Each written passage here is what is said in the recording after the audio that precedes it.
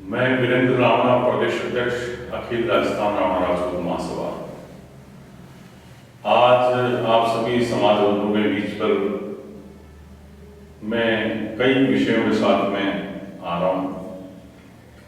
मैं अखिल राजस्थान रावणा राजपूत महासभा के गठन से लेकर के अब तक महासभा द्वारा किए गए कार्यों का उल्लेख करते हुए रावणा राजपूत समाज की हिस्ट्री पर भी आज हम चर्चा करेंगे और आने वाले उन मुद्दों और कार्यक्रमों पर भी चर्चा करेंगे जो अखिल राजस्थान रावणा राजपूत महासभा राजस्थान में आने वाले समय में करने आ रही है।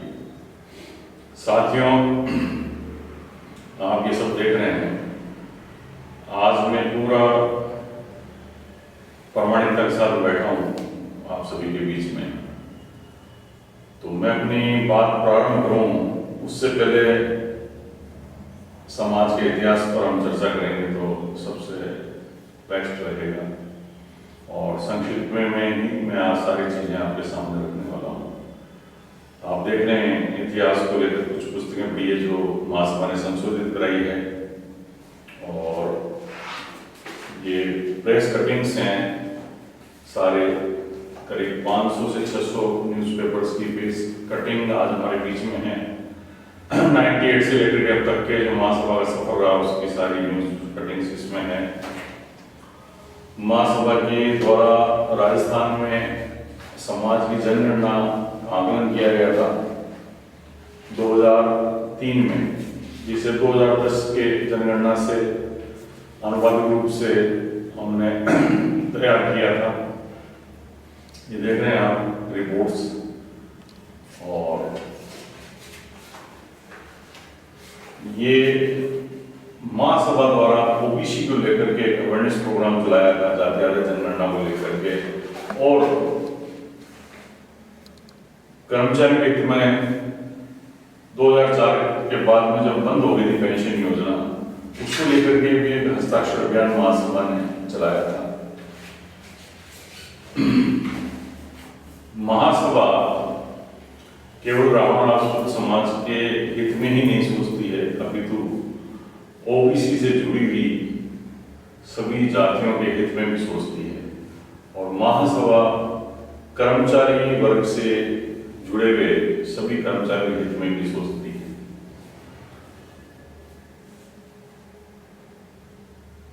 हम सब ने मिलकर और सभी समाज बंधुओं के सहयोग से अब तक जो भी उपलब्धियां हासिल की है महासभा में, उन पर हम एक एक क्रम से चर्चा करते हैं। इससे पूर्व में संक्षिप्त में रावणा राजपूत समाज के इतिहास पर बात करना चाहूंगा। साथियों, रावणा राजपूत समाज का जो नाम है इसका उद्भव लगभग 1912 में हुआ था मारवाड़ रियासत में,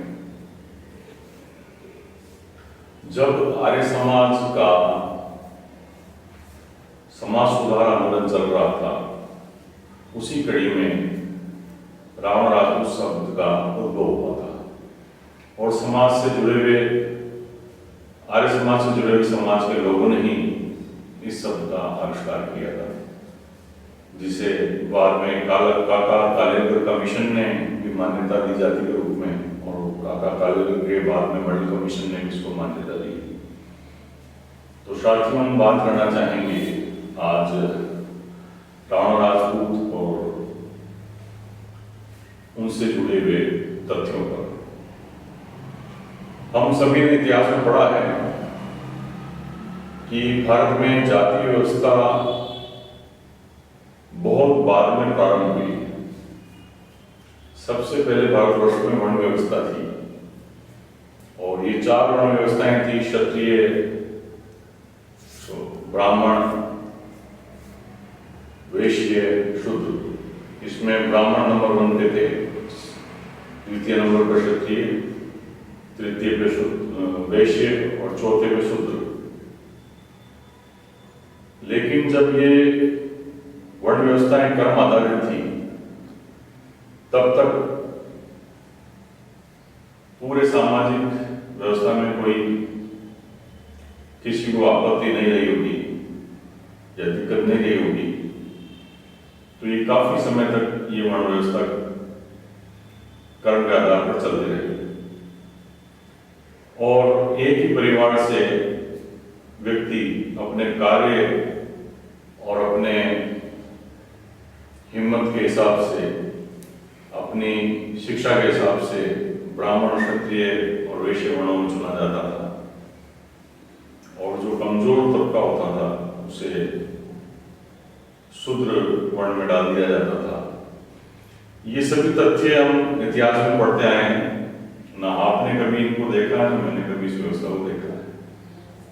लेकिन हम ऐतिहासिक चर्चा कर रहे हैं तो उसी ऐतिहासिक चर्चा के आधार पर ही हम तथ्यों के आधार पर धीरे धीरे आगे बढ़ेंगे। जब ये वर्ण व्यवस्था क्षत्रियों पे और वैश्यों पे और शूद्रों पर कर्म के आधार पर थोपी जाने लगी और कर्म के आधार पर जन्म आधारित इसको जब बनाया गया वर्ण व्यवस्था को, तब इसमें ये जाति व्यवस्था को उद्भव हुआ और ये क्षत्रिय जो वर्ण है ये धीरे धीरे जातियों में टूटता है और ब्राह्मण जो वर्ण था वो ब्राह्मण ही रहा। आज भी ब्राह्मण के जाति के रूप में ब्राह्मण ही बोला जाता है, लेकिन जाति के रूप में क्षत्रिय किसी को नहीं बोला जाता है।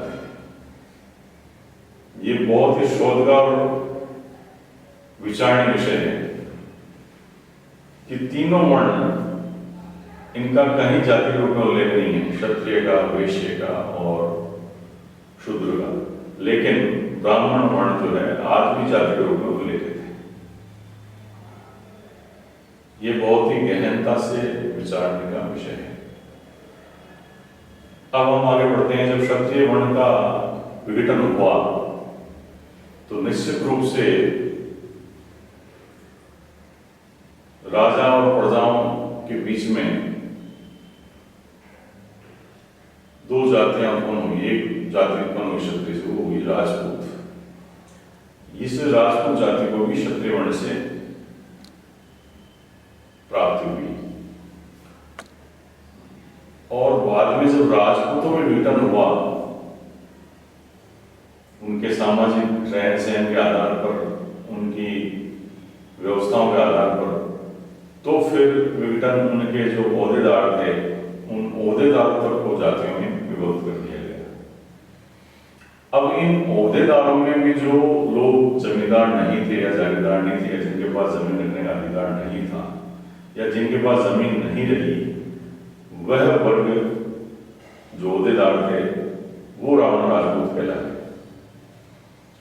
और ये रावण राजपूत कहलाते कहलाते 1912 के आसपास का समय है कि 1904 से लेकर और 12 तक इस विषय पर मंथन हुआ सामाजिक स्तर पर बहुत बड़े लेवल पे भारत में, और एक संगठन बनाया गया जिसका नाम था अखिल भारतवर्षीय रावण राजपूत महासभा, जिसका केंद्रीय कार्यालय पुष्कर में चारुजानाथ जी का जो मंदिर है, जो हमारी एक समाज द्वारा पेंट किया गया है, उसको केंद्रीय कार्यालय मानते हुए समाज का संगठन प्रारंभ हुआ। मेरे हिसाब से हिंदुस्तान में पहला ही सामाजिक संगठन हुआ सबसे बड़ा रावण राजपूत समाज का, जो आजादी से पहले ही गठित हो गया था।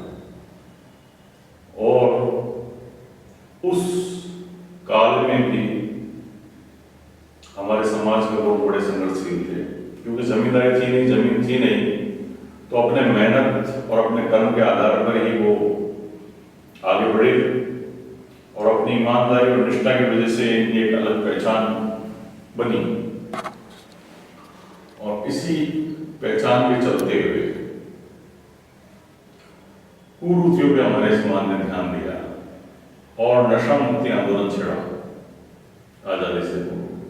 और नशा मुक्ति के लिए पूरे हिंदुस्तान भर से, जहां ये समाज राजस्थान से बाहर जाके फैला, नशा मुक्ति के लिए पुष्कर लाया जाता था और पुष्कर के अंदर उनसे पानी और जल हाथ में लेकर के शपथ दिलवाई जाती थी और शराब छुड़वाई जाती थी। ऐसा मेरे पास तथ्यात्मक एक फोटो के साथ विवरण है जिसमें पंडित मदन मोहन मालवीय स्वयं मौजूद हैं नशा छुड़ाने के लिए, शपथ दिलवाने में।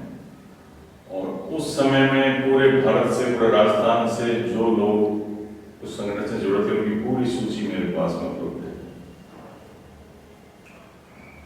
तो यहाँ हमने संक्षिप्त में बताया आपको कि किस तरीके से हम वर्ण व्यवस्था से क्षत्रिय, क्षत्रिय से राजपूत, राजपूत से रावण राजपूत तक आए। अब हम रावण राजपूतों में ऐसे कई शब्द प्रचलित हैं जिन पर भ्रांतियां चल रही हैं, ऐतिहासिक रूप से भी और समाज में भी। उसका सबसे बड़ा कारण है कि हमारे लोगों ने इतिहास को ढंग से पढ़ा नहीं, और इतिहासकारों ने भी जो है इतिहास को शोध नहीं किया। उन्होंने सिर्फ अंग्रेजों के षड्यंत्र पर, कर्नल बोर्ड की किताबों को लेकर के जो षड्यंत्रपूर्वक इतिहास पर लिखी गई थी जातियों पर विशेष तौर से, उनकी नकल मार मार के एक दूसरी जातियों को नीचा दिखाने का काम किया। इसके अलावा और कोई काम नहीं किया इन लोगों ने। इनके कई पुस्तकों को हमने पकड़ा है और उन्हें सुधार करवाया। लेकिन मैं कुछ शब्दों पर विशेष तौर से आपसे बात करना चाहूंगा जिस पर विशेष तौर से भ्रांतियां चलती हैं। जैसे एक शब्द है रजपूत, जो मुतानेक्षी द्वारा हस्तलिखित पुस्तक में विक्रम संवत 1700 में लिखी गई थी।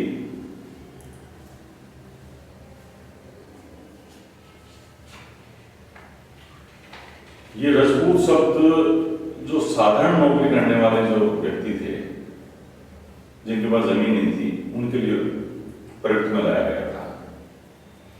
उसके बाद में जो ओहदे थे दरोगा, इसे हेड ऑफ द डिपार्टमेंट बोला जाता था उस समय में। ये रिशालदार, आमदार, कोठारी, भंडारी, जितने भी डिपार्टमेंट थे जिनका हेड था उसको दरोगा ही बोला जाता था। और सामान्य भाषा में इनकी पत्नी को दरोगंडी कहते थे। ऐसे ही एक पोस्ट होती थी जागीरदार और राजाओं के पास में, हजूरी, जिसे आज हम पीए कहते हैं किसी भी मिनिस्टर का या ब्यूरोक्रेट्स का। ऐसे एक पोस्ट होती थी वजीर, जो सलाहकार का काम करता था, और सबसे महत्वपूर्ण पोस्ट होती थी।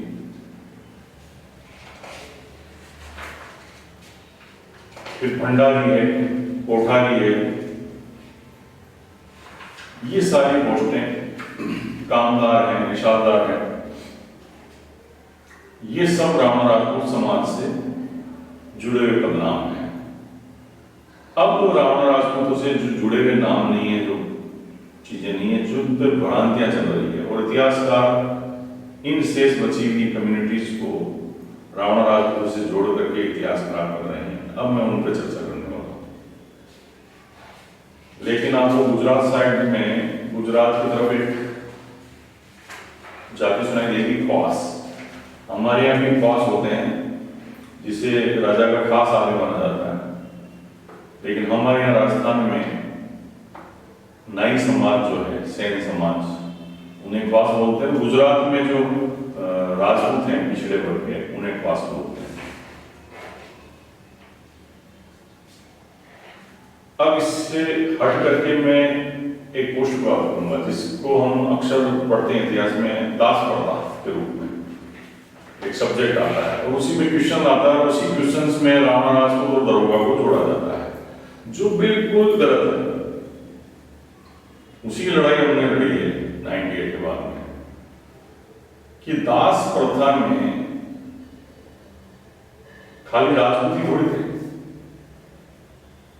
दास प्रथा में तो हर व्यक्ति, हर जाति, हर वर्ग का व्यक्ति दास प्रथा से जुड़ा हुआ था, जिसे हम राजा, महाराजा, जागीरदार, गुलाम की तरह काम में लेते थे।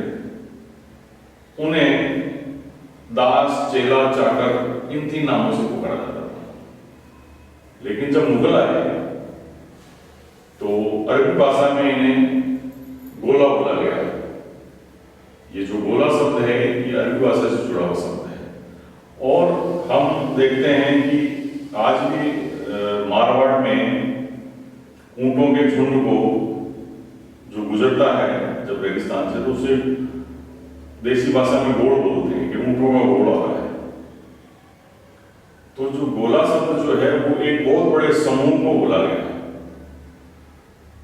कि ये पूरे गोला है। ये मुगली भाषा में, अरबी भाषा में इसको गोला बोलते हैं, लेकिन हमारी देसी भाषा में इसे दास, चेला, चाकर इन नामों से जाना जाता है। और इन पदों पर हर कास्ट का व्यक्ति काम करता था। ये किसी पर्टिकुलर जाति विशेष के लिए हम इसको नहीं जोड़ सकते कि ये पर्टिकुलर समाज का व्यक्ति दास, चेला, चाकर था या ये प्रथा इसके लिए बनी थी। ये प्रैक्टिकल रूप से भी संभव नहीं और तकनीकी रूप से भी संभव नहीं है।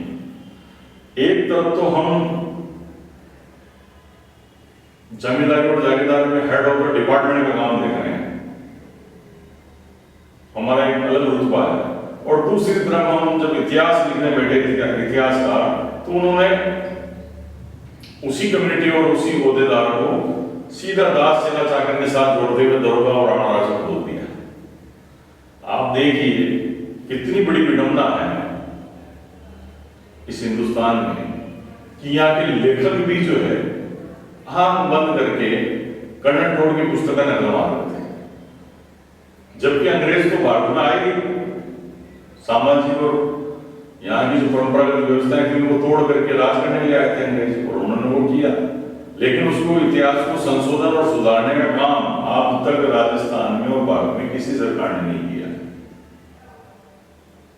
सब आर्थिक उत्थान की, सामाजिक उत्थान की बातें करते हैं, लेकिन सामाजिक उत्थान में बहुत बड़ा काम है कि हर समाज और जाति का जो इतिहास है उसको सम्मानपूर्वक, सम्मानजनक तरीके से जनता के बीच रखा जाए। लेकिन इस पर आज तक किसी सरकार ने पहल नहीं की कि किसी भी जाति विशेष को सम्मानजनक तरीके से रखा जाए। लेकिन राजस्थान में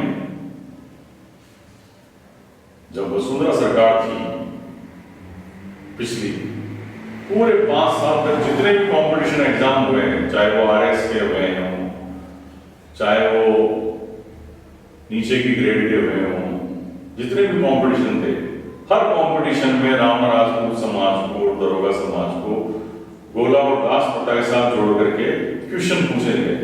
ये सारा एक षड्यंत्र था, सोचा समझा रचा हुआ, और ऐसा कोई एग्जामिनेशन नहीं था जिसमें क्वेश्चन नहीं लगा। तो आप देखिए कि आज भी राजनेता और राजनीतिक रूप से किसी जाति विशेष को षड्यंत्र पूर्वक किस तरीके से डाउन किया जाए उसमें लगे हुए हैं। तो आप सोचिए कि उस जमाने में भी वही काम हो रहा था। आज उन ऐतिहासिक तथ्यों से जो लड़ाई लड़ी है अखिल राजस्थान राणा राजपूत महासभा ने, ये जो आप अभी माफीनामे मांग लेते हैं तुरंत, इसकी शुरुआत किसने की?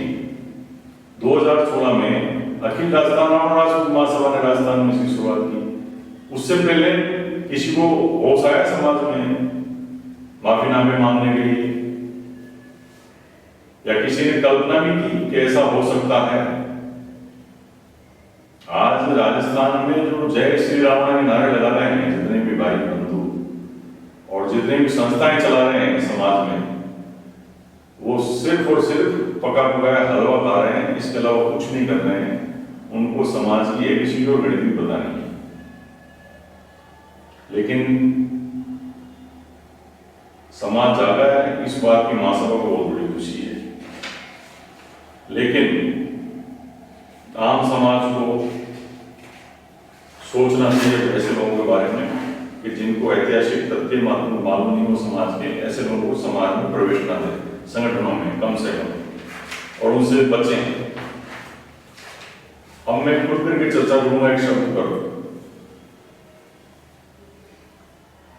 जिस शब्द को आज गाली के रूप में भी प्रयुक्त कर रहे हैं और भी मैंने किया, गोला और गोली। इस शब्द की एक बड़ी रोचक हिस्ट्री है। अभी मैंने आपको बताया कि गोला शब्द गुलामों के लिए प्रयुक्त किया गया और चतुर्थ श्रेणी कर्मचारियों के लेवल पर जैसे दास चेला चाकर थे उनको गोला बोला करते थे। लेकिन हमारे राजस्थान में एक ठिकाना था अव्वा, 22 रियासतें में 3 ठिकाने थे, उसमें से एक ठिकाना अव्वा था और अव्वा का जागीरदार लड़ते लड़ते घायल हुए और एक सैनिक ने आकर के, जिसे हम गोला बोलते हैं, उसने आगे सूचना दी कि हुक्म पधार गए मीन्स युद्ध में खत्म हो गए। अब हुआ यूं कि वो खत्म नहीं हुए थे, लेकिन उस सूचना के आधार पर पीछे से रुदालियां बैठ गई और सबने अपने मरने की खबर सुन के उस हिसाब से अपना पूरा कार्यक्रम आगे का चालू कर दिया और उतने में वो जागीरदार साहब घायल अवस्था में पहुंच गए अपने ठिकाने पर। जब उन्होंने ये सब नजारा देखा तो उन्होंने कहा ये अब सुकून कैसे हो गया, मैं तो जिंदा हूं। तो अब उस सैनिक का तो नाम पता था नहीं कि किस सैनिक ने आकर के इस खबर दी। वो घुड़सवारी पे दौड़ता हुआ आया, उसने खबर दी और अपना काम करके चला गया वापस। उस बात से नाराज होकर के अव्वा ठिकानेदार साहब ने एक फरमान जारी कर दिया कि ये जो गोले हैं ये हरामखोर हैं, इन्हें घोड़े से तला किया जाए, यानी घोड़े से अलग किया जाए। तो इनकी घुड़सवारी इनसे छीन ली गई और इनको निकम्मा और भला बुरा कहा गया, सिर्फ इस बात के लिए कि उन्होंने गलत खबर पहुंचा दी। उन्होंने अपने ही ठिकाने में यह आदेश फरमान जारी नहीं किया, इसके अलावा भी उन्होंने पत्र लिख करके आसपास के रियासतों और जागीरदारों को लिखा कि आप भी इनको बेदखल करेंगे घोड़े से, पूरी पैदल चलेंगे अगली बार। तो आप देखिए कि व्यक्तिगत आज की तारीख में ऐसी अगर कोई घटना हो जाए तो कोई बहुत बड़ा विषय नहीं है, लेकिन उस जमाने में एक छोटी सी गलती के पीछे एक पूरे ओहदे को एक गाली का प्रारूप दे दिया गया। इसलिए आज इस शब्द को बड़ी बेइज्जती से बोला जाता है, लेकिन ये आज भी दिल्ली और हरियाणा में जो गोला शब्द है वो एक जाति के रूप में प्रयुक्त होता है। वो जाति कुमाऊं समाज से जुड़ी हुई है, प्रजापति समाज में। हमारे ओबीसी महापंचायत के मेंबर हैं दिल्ली में, वो गोला ही सरनेम लिखते हैं, उन्हें पूछा तो बोले उन कुमाऊं थे। तो ये हम राजस्थान की उसमें भाषा में बात कर रहे हैं, राजस्थान के परिप्रेक्ष्य में इस शब्द पर। ऐसे ही आपने किस्सा सुना होगा कि पहली पीढ़ी ठाकर की और तीसरी पीढ़ी चाकर की। ये जो किस्सा है, ये एक लाइन का जो किस्सा है, ये पूरे इतिहास को समझाता है। अब आप गौर से समझिए इस बात को कि पहली पीढ़ी ठाकर की और तीसरी पीढ़ी चाकर की। ये कहावत मैंने बनाई नहीं है, मैंने भी इतिहास और हिस्ट्री से इसको लिया है, इस कहावत को, और मैं आपको बताता हूं इसके बारे में कि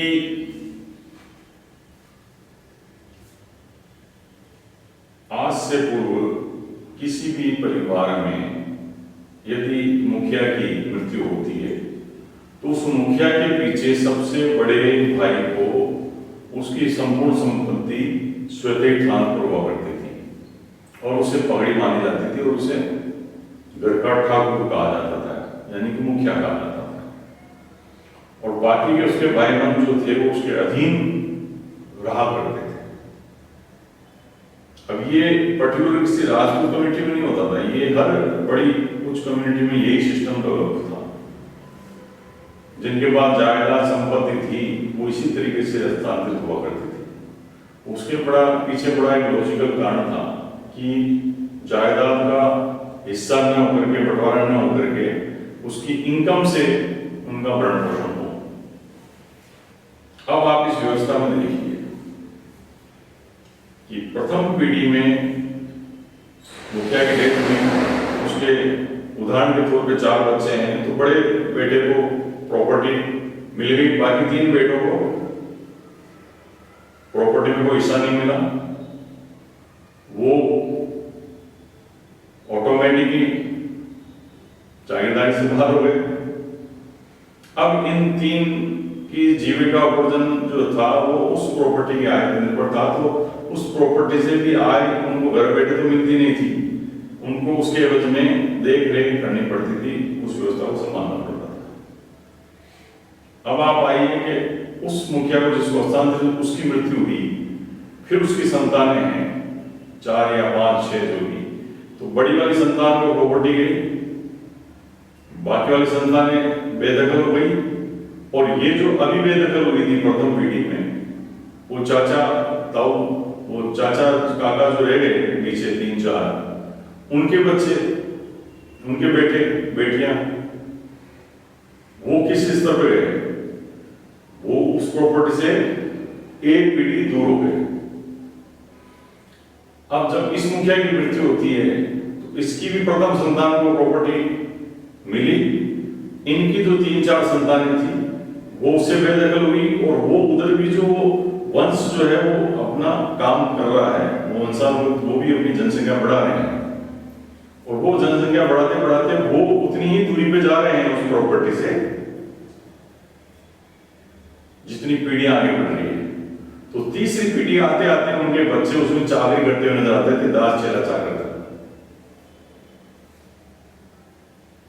और ये जो दरोगा वजीर जो बनते थे, ये कहलाते थे, ये वो थे जो साथ के साथ ही उसमें चले गए। तो साथियों देखो किस तरीके से परिवार का विघटन हुआ, और वो एक ही 2 शब्दों के एक दोहे में, 2 लाइन के दोहे में पूरी इतिहास सामने आ गई। लेकिन इसको समझने वाला चाहिए था कि पहली पीढ़ी ठाकर की और तीसरी पीढ़ी चाकर की, ये निश्चित रूप से तय था कि तीसरी पीढ़ी आते आते वो सारे चाकर बन जाते थे, जो प्रथम पीढ़ी में जागीरदार ठाकुर कहलाते थे। लेकिन एक पिता की मृत्यु के बाद संपत्ति से वंचित होते गए, और प्रथम पुत्र को संपत्ति मिलती गई, और शेष पुत्र जो है वो औहदेदारों में और चाकरों में कन्वर्ट होते गए। इस प्रक्रिया से भी काफी लोग रावण राजपूत बने हैं जिनके पास जागीरदारी नहीं रही। आखिरकार में जब हमने इतिहास को खंगाला तो हमने एक पुस्तक थी मर्दमशुमारी रिपोर्ट जो 1831 में लिखी हुई थी, उसके अंदर एक बहुत बड़े षड्यंत्र को देखा हमने कि 1831 की लिखी हुई पुस्तक में जहां दास चेला चाकर की डेफिनेशन लिखी हुई थी, वहां पर उठा करके उन्होंने दरोगा और राणा राज को जोड़ दिया, जबकि राणा राज को सब 1912 में आया। ये सारे जो क्रियाकलाप हैं ये सब जोधपुर में एक राजस्थानी ग्रंथकार करके प्रकाशन में है, उसने बड़ी मुश्किल से मुझे माफीनामा दिया था। जब मैंने उसके ऊपर बलपूर्वक अपनी बात को रखा और मैंने कहा कि तुम वो ऐतिहासिक ओरिजिनल पुस्तक लेके आओ जिसमें लिखा है राणा राजपूत दरोगा मर्दमशुमारी रिपोर्ट में, तब वो जाके चुप हुआ। उसके बाद उन्होंने माफीनामा दिया, नहीं तो उससे पहले उन्होंने माफीनामा नहीं दिया। बाकी जो दूसरे राइटर प्रकाशक थे पंचशील प्रकाशन वाले, वो सारे ये सिकरवाल है और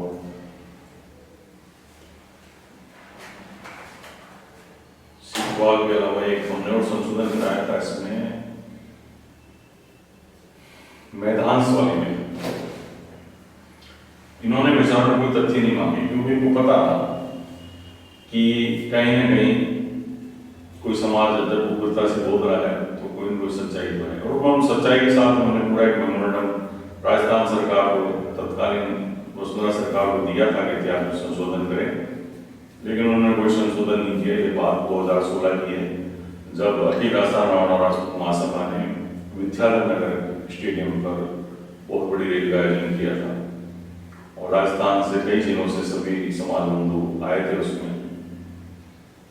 तो तब ये माफीनामे जो आप देख रहे हैं शिकवार पब्लिकेशन का है, ये पंचशील प्रकाशन का है। इन्होंने 5 पुस्तकों में संशोधन किया, जिसमें कन्नड़ कोड की जो है राजस्थान का इतिहास, उसमें भी संशोधन किया गया। ये देखें आप सारी पुस्तकें, राजस्थान का इतिहास, राजस्थान के इतिहास का सर्वेक्षण, राजस्थान की राजनीति और सांस्कृतिक इतिहास, ये राजस्थान का इतिहास जो व्यास और शर्मा द्वारा लिखा गया, इन सब में हमने संशोधन करवा दिया। लगभग अब तक 10 से 12 पुस्तकों में और कम से कम 2-4 कंपटीशन की किताबों में हमने संशोधन किया। ये सब अखिल राजस्थान रावण महासभा की देन है राजस्थान में, और धन्यवाद है उन संगठन के पदाधिकारियों का जो अब तक महासभा में जम करके काम कर रहे हैं, किसी भेड़चाल और बहकाव में आकर के भीड़ के पीछे नहीं भागे और ना अपने भीड़ के चक्कर में इतिहास को खराब किया। ये वो तमाम ज्ञापन हैं जो हमने समाज में लगातार सरकार को दिए हैं। ये समाज की संशोधन को लेकर के ये ज्ञापन दिए गए, ये वर्गीकरण को लेकर के राजस्थान में ओबीसी के वर्गीकरण को लेकर के 2002 में बहुत बड़ी मुहिम चलाई गई। 2003 में महासभा ने ही सबसे पहल की थी राजपूत सेंसस ऑफ राजपूताना से। सेंसस ऑफ राजपूताना एक पुस्तक है जिसके अंदर जाति आधारित जनगणना का उल्लेख है।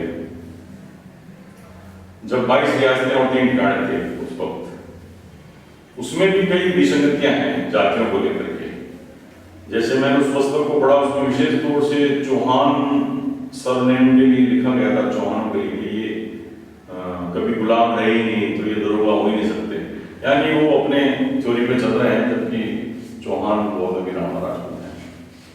लेकिन उन्होंने कहा चौहान ने कभी गुलामी नहीं की, इसलिए हम उनको राजपूती काउंट भी कर रहे हैं। और उसके अंदर उस जनगणना में बहुत बड़ी विसंगति बताता हूं आपको कि सिर्फ दरोगा पोस्ट होल्डर थे, उन्हीं की गणना की गई है। राणा राजपूतों की कहीं गणना नहीं है।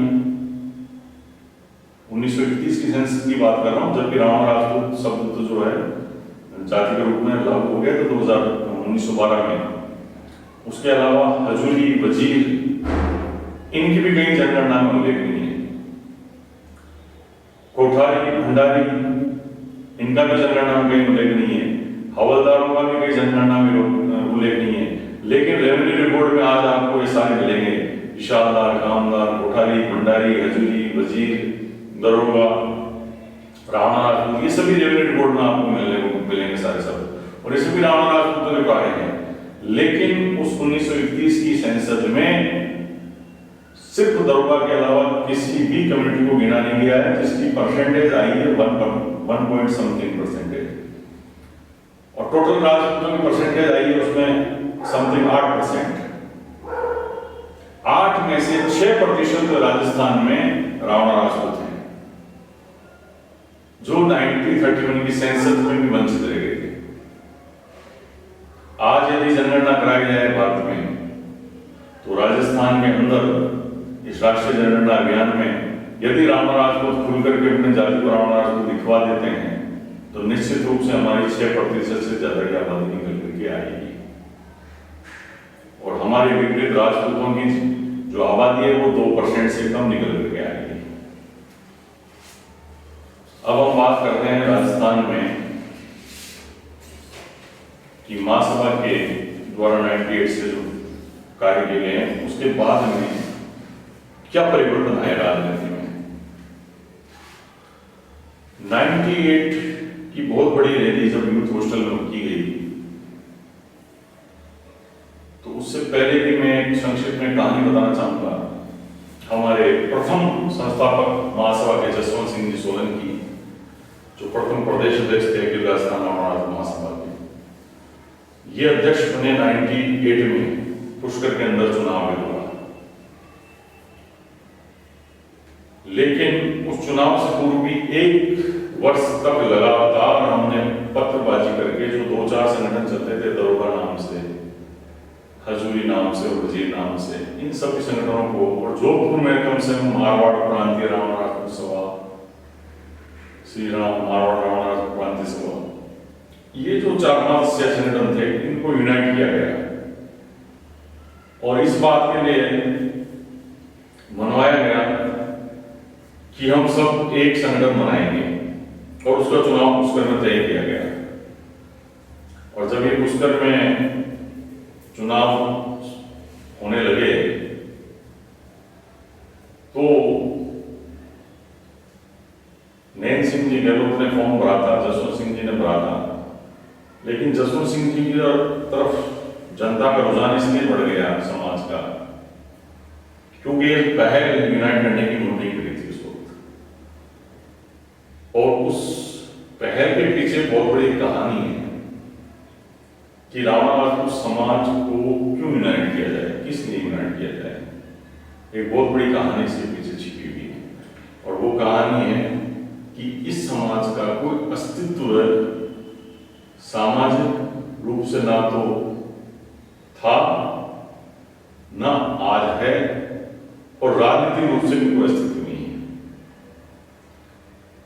क्योंकि राजनीति में रावण राजपूतों को प्राय राजपूतों में ही गिना गया गिनती में, और जहां जहां भी बल्क में रावण राजपूत समाज के वोटर्स हैं वहां राजपूत ही टिकट लेकर के आ गए और वो राजनीति में काबिज है।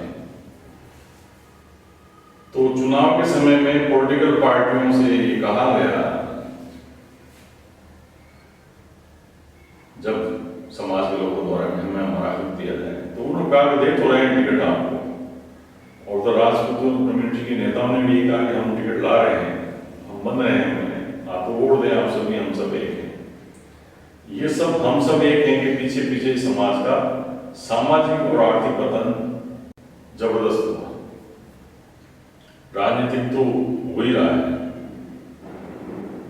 तब ये योजना जसवंत सिंह जी के दिमाग में बनी कि समाज को अपनी राजनीतिक पहचान दिलाई जाए। तो इस सोच और विचार के साथ जो लोग इकट्ठे हुए थे जब अध्यक्ष चुनने के लिए, तो उनकी तरफ बहुमत 99% था। तो नैन सिंह जी गहलोत ने अपना फॉर्म विड्रॉ कर लिया और वो निर्विरोध प्रदेश अध्यक्ष बने। प्रदेश अध्यक्ष बनते ही केंद्रीय कार्यालय पुष्कर था ही। फिर हमने जब इसका रजिस्ट्रेशन नहीं था तो हमने प्रथम रजिस्ट्रेशन 98 में करवाया जयपुर में आकर के, और राज्य स्तर पर संगठन का विस्तार किया, और लगातार हर साल 2 से 3 बड़ी बड़ी मीटिंगें जयपुर में आयोजित होने लगी। कभी किसी टाउन हॉल में, कभी किसी ऑडिटोरियम में, कभी कहाँ पे। इससे समाज ने अपनी गति पकड़ी और राजनेताओं में चर्चा होने लगी कि ये समाज में आज कुछ है। और 98 में जब संपूर्ण समाज वन वे पार्टी की तरफ चला तो सामने वाली पार्टी का सुपड़ा साफ हो गया। यही सबसे बड़ी ताकत 6% को कमी थी, जिसका हमें आभास था कि हम 6% हैं। राजनीति में इधर से उधर करने के लिए 1 से 2% वोट बहुत होते हैं, लेकिन 6% मतदाता ऐसी कम्युनिटी के जो राजनीति से वंचित है, वो ये सोच ले कि फला पार्टी को वोट नहीं देना है, तो निश्चित रूप से उसकी सरकार कोई बाइकला नहीं बना सकता, क्योंकि हर समाज 2-3 टुकड़ों में उठा हुआ। लेकिन रावण राजपूत समाज राजनीतिक रूप से सोच ले कि अब तक महासभा ने कहा और माना, तो सरकार वही बनी राजस्थान में जिस तरफ महासभा ने अपना रुख किया। ये रिकॉर्डेड है, इसके रिकॉर्डेड तथ्य है मेरे पास में कि राजस्थान में जब जब भी जो अब तक सरकार रही है, उसके पीछे ही राजस्थान रावण राजपूत महासभा का संदेश और उसका प्रचार प्रसार और समाज में उसकी अलग ने अपना काम किया है। आइए हम बताते हैं महासभा की ताकत। 2008 में हमें 2 टिकट मिले एमएलए के। एक टिकट मिला हमें पर्वतसर से और एक टिकट मिला केकड़ी से। दोनों अलग अलग पार्टियों से टिकट थे, कांग्रेस से और बीजेपी वजह से, लेकिन दोनों चुनाव हार गए थे। चुनाव हारने के पीछे उनकी स्वयं की जो मेहनत रही होगी, या जो भी उनका व्यवहार रहा होगा, या जो भी उनका समाज में जैसा संदेश था, तो दोनों एमएलए उस जमाने में हार गए थे। और हार का संपूर्ण ठीक रहा, वो महासभा पर दौड़ते थे, लेकिन वो सही नहीं थी। उसके बाद विगत विधानसभा चुनाव में फिर 2 टिकट मिले। अब की बार महासभा ने उनका सपोर्ट किया, ये सोच करके नहीं किया कि ये फला व्यक्ति है, ये सोच करके किया कि राणा राजपूत समाज से टिकट लेकर के आए। हम उनके नाम को नहीं जानते हैं, ना हम उनको जानते हैं व्यक्तिगत रूप से। हम इतना जानते हैं कि फला पार्टी ने इसको टिकट दिया है, ये राणा राजपूत है, हमने उसको जिता दिया। हमने हमारा प्रथम महासभा ने कार्य इसलिए ये किया है कि पिछली बार हमारे पर कुछ लोगों ने आक्षेप लगा दिया, साहब महासभा ने प्रचार नहीं किया इसलिए वो एमएलए हार गए 2008 में। उन एमएलए ने भी यही कहा जगह जगह जाकर के साहब महासभा ने हमारी हेल्प नहीं की, जबकि टिकट जब मिला तो टिकट मिलने के बाद उन्होंने कभी महासभा को निमंत्रित नहीं किया, आमंत्रित नहीं किया आप हमारा और प्रचार करें। तो ये भ्रांति प्रयुक्त है कि आप इस वीडियो के माध्यम से दूर कर लें समाज के लोग कि ना तो हम उनका प्रचार करने गए थे 2008 में और ना हमें उन्होंने बुलाया। लेकिन विगत चुनाव में ना हमें किसी ने बुलाया था और ना हम किसी के कहने से गए, हम हमारे सेल्फ डिसीजन मर्जी से गए, ताकि राजस्थान में हम 2 विधानसभा सीटों पर समाज का कब्जा काबिज कर सकें। और आज हमने जोधपुर शहर और आसीन जैसी टिपिकल सीटों पर राणा राजपूत समाज का प्रथम लहरा दिया। अब महासभा का यहाँ काम खत्म हो गया, समाप्त हो गया। 2 सीटें हमने दी हैं समाज को। अब काम आगे शुरू होता है विधायकों का कि ये समाज के लिए क्या कर रहे हैं, और पिछले 4-5 सालों में, 4.5 सालों में इन्होंने समाज को क्या दिया, समाज के लिए उन्होंने कितनी बार विधानसभा में क्या बातें बोली, ये सब आपके सामने है, जनता के सामने है। और समाज के जो मुद्दे हैं, ज्वलंत मुद्दे हैं, वो भी आप सबके सामने हैं। जैसे प्रथम ज्वलंत मुद्दा तो यही था कि इतिहास में सरकारी पुस्तकों में संशोधन किया जाए, और उसके लिए ज्ञापन दे चुकी थी महासभा 2016 में। तो उस ज्ञापन को लेकर के आज तक इन दोनों समाज के एमएलए ने विधानसभा में ना तो कभी क्वेश्चन पुटअप किया है और ना कभी सरकार को लिखित में ज्ञापन दिया है।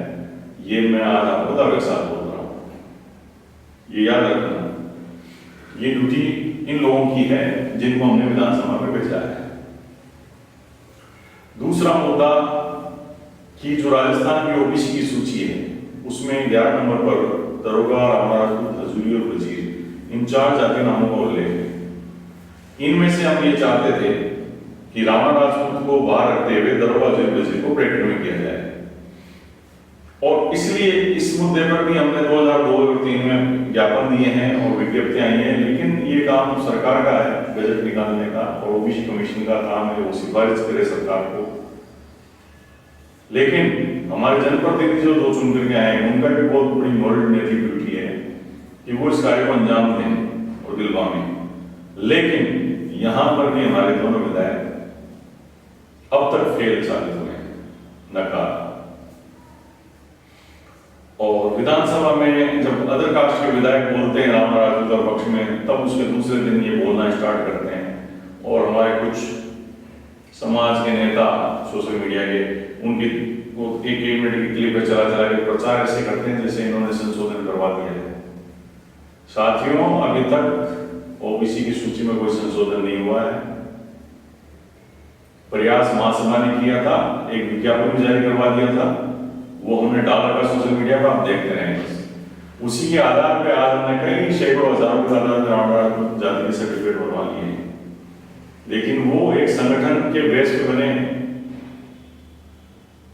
संगठन की जागरूकता और कार्यकर्ताओं के मदद से वो सर्टिफिकेट बनवा पाए हैं, किसी एमएलए मंत्री की सिफारिश से नहीं बने।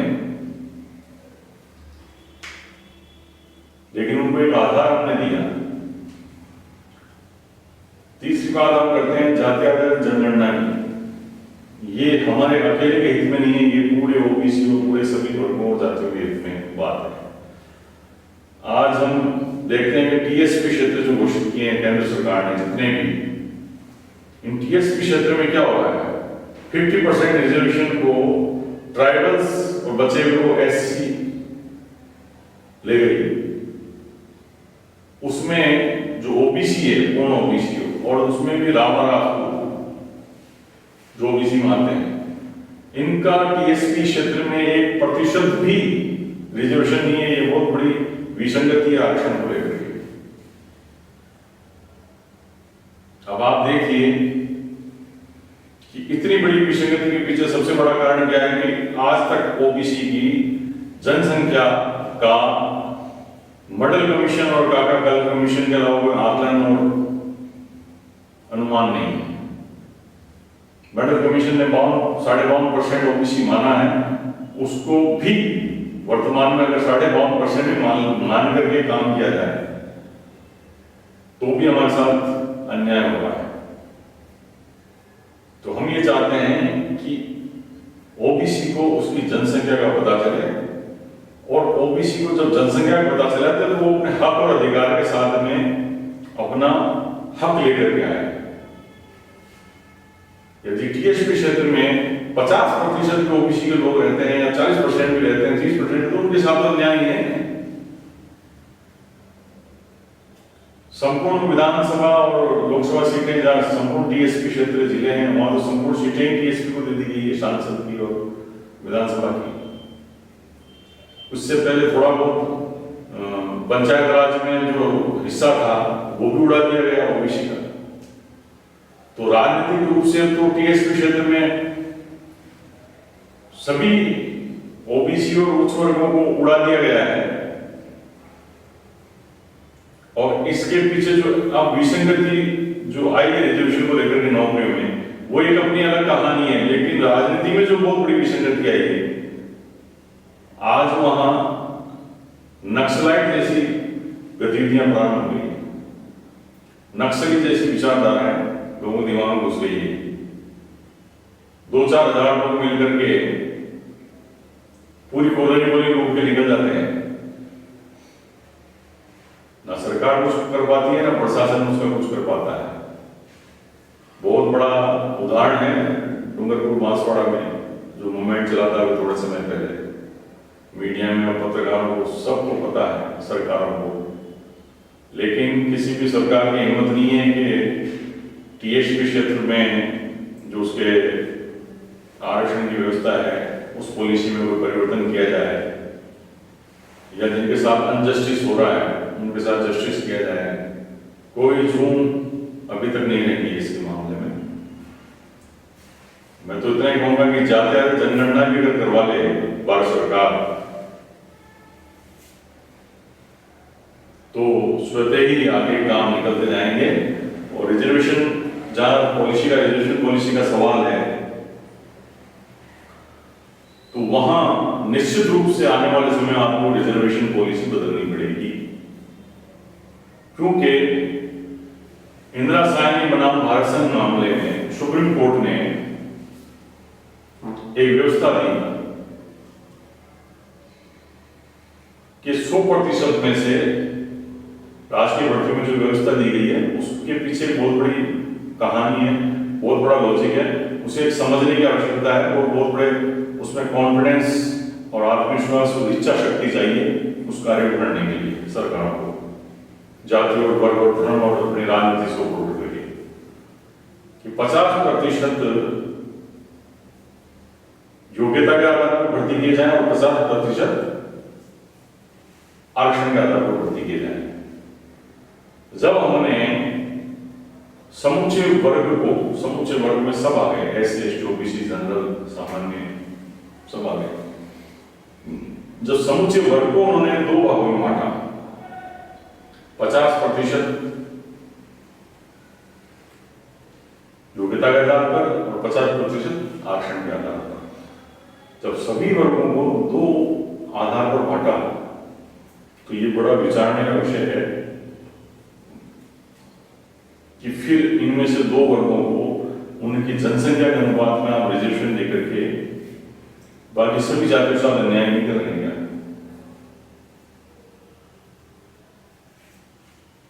क्या आजादी के 70 वर्ष बाद भी उन जातियों में डेवलपमेंट नहीं हुआ इस आरक्षण से? या 50% यदि उनकी जनसंख्या के आधार पर 50% ही उनको दिया जाता तो क्या वो डेवलप नहीं होते? आज बैकलॉग और अयोग्यता के नाम पर उनको रोका जाता है और बैकलॉग करके पढ़ा जाता है, छोड़ा जाता है। तो क्यों ना इसको आरक्षण व्यवस्था को ठीक से ढंग से किया जाए कि जब 50% हम योग्यता के आधार पर ले रहे हैं सभी वर्गों से, तो 50% ही आरक्षण दिया जाता। तो आज 50% होता तो आज सभी कम्युनिटीज को, जो कमजोर तबका है, जो आर्थिक आधार पे हो, चाहे वो पिछड़े वर्ग के आधार पे हो, चाहे अत्यंत पिछड़ा वर्ग हो, उनको अगर 50 योग्यता के आधार पर 50 आरक्षण के आधार पर दिया जाता है तो किसी जाति को क्यों ऐतराज होगा?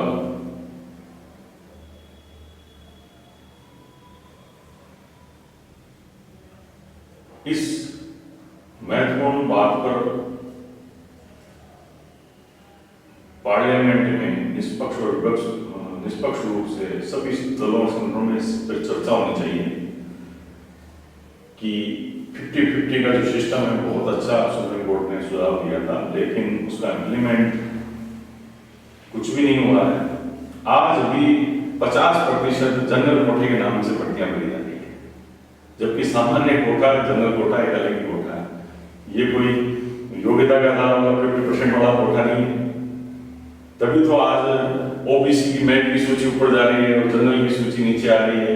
ये सारी अनियमितताएं आपको इसी देखने को मिलेगी कि जैसी सरकार बनती है अपनी मानसिकता के हिसाब से इन नियमों को, कानूनों को अपने हिसाब से बदल देती है और चला लेती है। ये बहुत बड़ी विसंगति रिजर्वेशन को लेकर के है। तो हम तो चाहते हैं कि इनको दूर करने के लिए सबसे पहले जातिगत जनगणना होना आवश्यक है। अब मैं बात करूंगा कि राजस्थान में रावण समाज की जो सामाजिक और राजनीतिक जो रिपोर्ट है, ये आप देख रहे हैं 25-30 पेज की एक रिपोर्ट हमने तैयार की।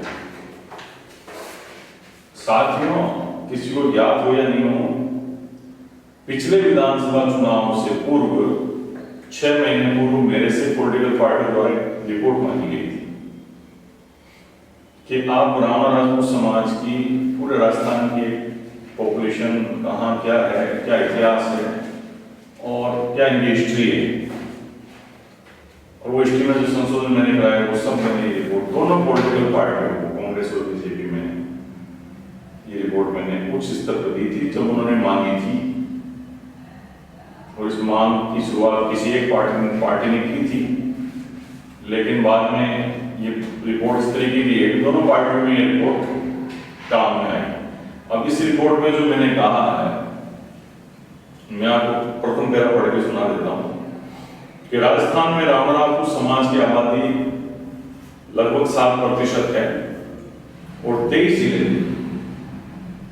जिले अजमेर, भीलवाड़ा, चित्तौड़गढ़, उदयपुर, डूंगरपुर, बांसवाड़ा, कोटा, बूंदी, सवाईमाधोपुर, टोंक, जयपुर, दौसा, सीकर, झुंझुनू, चूरू, नागौर, जोधपुर, जैसलमेर, बाड़मेर, बीकानेर, जालौर, सिरोही व पाली ऐसे हैं जिनमें लोकसभा चुनाव में 10 लोकसभा सीटों को प्रभावित करते हैं। हमारी इतनी आबादी है, 10 लोकसभा सीटों को प्रभावित करते हैं इन जिलों से। और विधानसभा चुनाव में लगभग वर्तमान में 116 सीटों को हम प्रभावित करते हैं। लेकिन उसके लिए शर्त क्या है? शर्त यह है कि संपूर्ण समाज एक विचार पे चले, अलग अलग विचार पे नहीं कि हमारे जो सामान्य लीडरों ने जो पॉलिटिकल पार्टियों के चद्दर और दुपट्टे गले में डाल दिए ना, उससे समाज का उत्थान नहीं होने वाला है। उससे उन लोगों का उत्थान हो जाएगा जिन्होंने चद्दर और दुपट्टे डाले हैं व्यक्तिगत रूप से, लेकिन उनसे समाज का उत्थान नहीं होने वाला। ये वो कीटाणु और खरपतवार समाज में खड़ी हुई है जो इस समाज को राजनीतिक रूप से काटेगी अब, और ये अपने हित के लिए किसी भी पॉलिटिकल पार्टी से किसी भी स्तर का समझौता करने को तैयार बैठे। और ऐसे बैकग्राउंड उठा के देखिए कि ये नेता महासभा से बाहर निकाले हुए लोग हैं। महासभा में थे कभी, लेकिन यहां भी ऐसी हरकतें करने की वजह से इनको बाहर निकाल दिया था, बाहर का रास्ता दिखा दिया था। अब आज ये राष्ट्रीय और अंतर्राष्ट्रीय स्तर के नेता बनकर घूम रहे समाज में, पार्टी विशेष के दुपट्टे और चद्दर ओढ़ करके, और इस समाज को लूट लुटा करके इन्होंने ऐसा बर्बाद किया है कि संपूर्ण समाज को पता है। ये भी एक समाज के लिए शुभ संकेत है कि ये चुनाव से पहले ही निपट गए। अब आप देखिएगा कि ये हवा के साथ बहेंगे, जिस तरफ राजनीति की हवा चलेगी उस तरफ ये बहेंगे। लेकिन मैं आपको चुनौती देता हूं, चैलेंज देता हूं आज इस वीडियो के माध्यम से, यदि महासभा के कार्यकर्ता और महासभा के जिलाध्यक्ष और महासभा की टीम एकजुट हो गई पूरे राजस्थान में और उन्होंने एक जैसा फैसला ले लिया, तो राजस्थान में सरकार उसी की बनेगी जिसको महासभा सपोर्ट करेगी। ये मैं कोई राजनीतिक भाषण नहीं दे रहा हूं आपको, ना किसी पॉलिटिकल पार्टी का नाम लेके बोल रहा हूं, लेकिन ये मेरा कॉन्फिडेंस से बोल रहा हूं, क्योंकि हमने जो वर्क किया वो 6% 7% आबादी के लिए वर्क किया है। खाली फेसबुक और व्हाट्सएप पे यूनिवर्सिटी नहीं चलाई हमने समाज की राजनीति की। अगर फेसबुक और व्हाट्सएप पे चलाते तो ये जो रिपोर्ट है आज आपके सामने 400-500 पेज की न्यूज़पेपर कटिंग है, ये कोई रात-रात काट के तैयार नहीं किए हमने खाली रामराज समाज के लिए वर्क नहीं किया है, हमने सभी जाति समाजों के लिए, ओबीसी के लिए, सबके लिए वर्क किया है। आज इस समाज ने जो अपनी पैक्ट बनाई है अन्य समाजों में, वो आज इसी वजह से बनाई है कि हमने काम किया है, हमने विचार दिया है, हमने सभी समाजों को, जाति को आगे आने के लिए, उठाने के लिए उनको मुद्दे दिए, इशू दिए। आज जाति आधारित जनगणना का मुद्दा है वो रामराज महासभा का हमारा मुद्दा है, सन 2008 में उठाया गया था। ओबीसी कमीशन को संवैधानिक दर्जा दिया जाए, इस बात का मुद्दा हमारा उठाया हुआ था। इससे केवल रामराज को समाज का भला नहीं हो रहा है, उसमें सभी ओबीसी की जातियों का, सभी जातियों का भला हो रहा है। तो साथियों, नक्कालों से सावधान रहें, फर्जी लोगों से बचें, और चोर लुटेरे किस्म के जो नेता बन गए हैं उनसे बचें, और समाज के स्वाभिमान पर ध्यान दें। समाज की जो गर्व की बात है, जिस हिस्ट्री और इतिहास की बात हमने, संशोधन की बात जो उठाई है 2016 में, इसको हम आगे बढ़ाएं। ये समूह सम्मेलन, परिचय सम्मेलन, ये सब समाज में अवेयरनेस के एक पार्ट है, हिस्सा है। ये कोई समाज के बहुत बड़े उत्थान का कारण नहीं है। ये शुरुआत तो महासभा ने बहुत पहले रिपोर्ट तोड़ कर दी, लेकिन अब जो लड़ाई है हमारी, वो अगली लड़ाई है समाज के इतिहास और हिस्ट्री को लेकर के, उसके स्वाभिमान को लेकर के, और हमारे राजनीतिक हक और अधिकार को लेकर के हम आगे बढ़ेंगे। और आप सभी का सहयोग हमें अपेक्षित है। और अगले राष्ट्रीय अधिवेशन में यदि आपको ये बात हमारी जायज लगे तो 2 अप्रैल संभावित डेट है हमारे, 2 अप्रैल 2023 बिलावगढ़ में राष्ट्रीय अधिवेशन रखा जाएगा। उसमें संपूर्ण भारत से चुने हुए प्रतिनिधियों को बुलाया जाएगा। और इसके अलावा 2 बहुत बड़े आयोजन जो 50,000 से 1 लाख लोगों के हम करेंगे, उनके लिए हमने 2 जिले चयनित किए हैं, एक भीलवाड़ा और दूसरा जोधपुर। आने वाले समय में भीलवाड़ा और जोधपुर में भी हम बहुत बड़े 50,000 से 1 लाख के बीच में लोगों का आयोजन करने वाले हैं। और इस पूरे चुनाव वर्ष तक हम 3 बड़े कार्यक्रम करेंगे। उसमें एक छोटा प्रतिनिधि कार्यक्रम होगा राष्ट्रीय अधिवेशन का, वो जयपुर में होगा। तो तैयार रहें सभी रामराजपुर। जय श्री राम।